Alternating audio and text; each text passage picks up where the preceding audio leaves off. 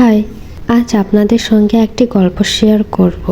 গ্রামের নাম ছিল কাশীপুর। গ্রামের একদম শেষ প্রান্তে ধানক্ষেত পেরিয়ে বাঁশঝাড়ের আড়ালে ছিল এক পুরনো শ্মশান। সেই শ্মশানের মাঝখানে দাঁড়িয়ে আছে বিশাল এক বটগাছ। তার ডালপালা এত বড় যে দিনের বেলাতেও নিচে অন্ধকার লাগে।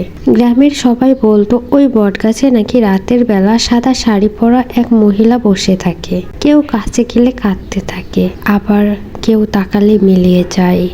এই গল্প শুনে ভয় পেত না রিয়াদ। সে ছিল একটু দুষ্টু আর সাহসী। শহর থেকে মামার বাড়িতে বেড়াতে এসেছে। গ্রামের বন্ধুরা যখন বটগাছের কথা বলল, সে হেসে বলল, ভূত বলে কিছু নেই, সবে মানুষের বানানো গল্প। বন্ধুরা চ্যালেঞ্জ দিল, তাহলে আজ রাত 12টায় গিয়ে বটগাছের নিচে দাঁড়িয়ে দেখাও। রিয়াদ রাজি হয়ে গেল। রাতের অন্ধকার। সেই রাতে আকাশে চাঁদ ছিল না, শুধু দূর থেকে শিয়ালের ডাক। বাতাসে কেমন একটা ঠান্ডা ভাব। রিয়াদ হাতে টর্চ নিয়ে একা হাঁটতে শুরু করলো শ্মশানের দিকে। বাঁশঝাড়ের ভিতর দিয়ে হাঁটার সময় হঠাৎ কিসের যেন খসখস শব্দ হলো। সে টর্চ ফেলল, কিছুই নেই। মনে মনে বলল, হাওয়া লাগছে তাই। শ্মশানের কাছে যেতেই টর্চের আলো কাঁপতে লাগলো। ব্যাটারি ঠিকই ছিল, তাও আলো কখনো জ্বলছে আবার কখনো নিভে যাচ্ছে। বটগাছের নিচে দাঁড়াতেই হঠাৎ ঠান্ডা বাতাস বইতে লাগলো। রিয়াদের শরীর কেঁপে উঠল। তখনই সে শুনল, কেউ আসো।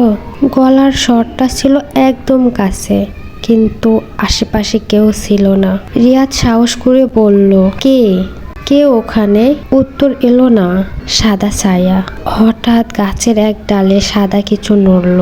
রিয়াদ তাকিয়ে দেখলো একটা সাদা শাড়ি পরা অবয়ব ধীরে ধীরে দুলছে। মুখ দেখা যাচ্ছে না, শুধু লম্বা চুল নিচে ঝুলছে। তারপর ভেসে এলো কান্নার শব্দ, একদম বুক ভেঙে যাওয়ার মতো কান্না। রিয়াদের গলা শুকিয়ে গেল। সে দৌড়াতে চাইলো, কিন্তু পা যেন জমে গেছে। মহিলাটার অবয়বটা ধীরে ধীরে নিচে নামতে লাগলো। তার পা মাটি ছয় না, হাওয়ায় ভাসছে। রিয়াদ কাপা গলায় বলল, তুমি তুমি কে? মহিলা মুখ তুলল। মুখে কোনো চোখ নেই, শুধু ফাঁকা গর্ত। ঠোঁট নড়ছে, কিন্তু শব্দ যেন মাথার ভিতর বাজছে। আমার সন্তান কোথায়? অতীতের রহস্য। হঠাৎ রিয়াদের মাথায় ভেসে উঠল গ্রামের এক পুরনো গল্প।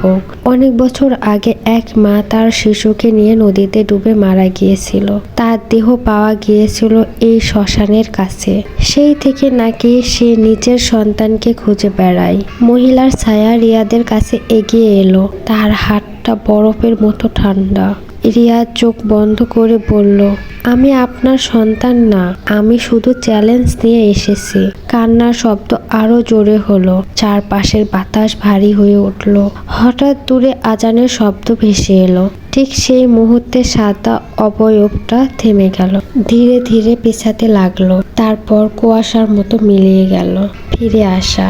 রিয়াদ হঠাৎ বুঝলো তার পা নড়ছে। সে প্রাণপণে দৌড়াতে লাগলো। বাঁশঝাড় পেরিয়ে, ধানক্ষেত পেরিয়ে বাড়ি পর্যন্ত থামেনি।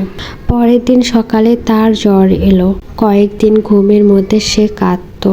আমি আপনার সন্তান না, গ্রামের বয়স্ক এক চাচা বললেন, সব জায়গায় সাহস দেখাতে নেই, কিছু রহস্যকে রহস্যই থাকতে দাও।